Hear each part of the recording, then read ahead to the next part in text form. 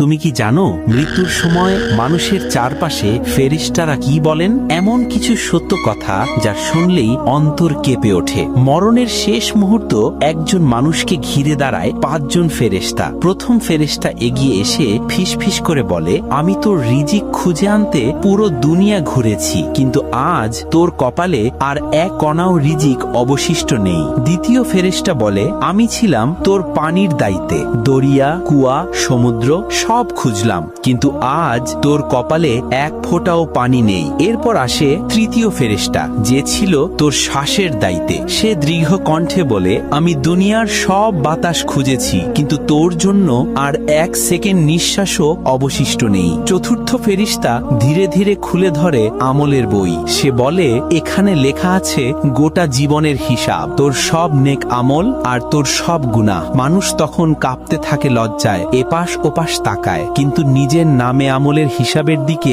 চোখ তুলতে পারে না। তারপর সবচেয়ে নীরব কিন্তু সবচেয়ে ভয়ঙ্কর আগমন, পঞ্চম ফেরেশতা মালাকুল মউত। তিনি কিছু না বলে মানুষের মুখের দিকে তাকান আর মুহূর্তেই রূহ কবজ করে নেন।